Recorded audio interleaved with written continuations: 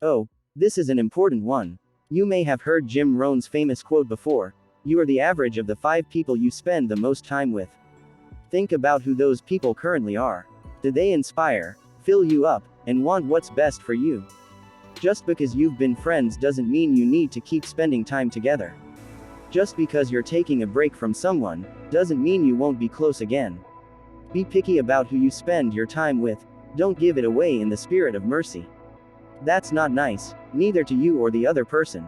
Be there because you want to, otherwise, don't. So many of us, myself included, tend to beat ourselves down when we need our love the most.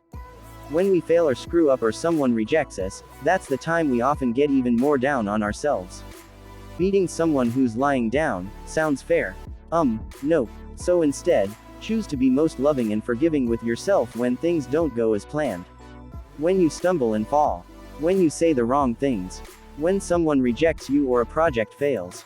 Ask yourself what you need and then spray that all over yourself. Yep. Start truly caring for yourself by mirroring that in what you eat, how you exercise, and what you spend time doing. Do stuff, not to get it done, or because you have to, but because you care about you. Don't feel like going to the gym? Then maybe put on a soul-soothing podcast and go for a walk. Create habits that are healthy, not just mentally but also emotionally. Postpone your worry and negative thoughts. Are you ready for a really great tip? If so, then get excited. A very powerful technique I recently discovered is called a worry-free month. Think about how much of your worry that actually serves you. Sure, some of the worry has a purpose, as it tends to give us a little kick when we need to get our belongings together and start acting. But my guess is that 97% of it is useless. Whenever those thoughts enter your mind, tell them, thanks, but I'll deal with this next month.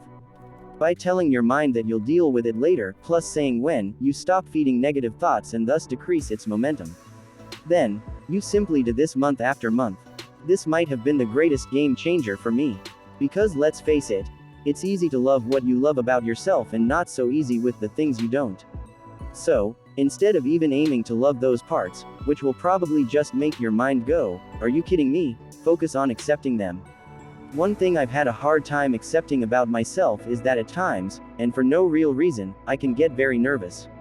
Simple things, such as going to the supermarket, can feel very difficult. Instead of rejecting or trying to love this nervous side of myself, I'm reminding myself to accept it. When it happens, I'll tell myself something along the lines of, "It's okay, I can be nervous going to the supermarket today. It's not the end." Next time something happens that makes you want to get down on yourself, see this as your practice to accept what is.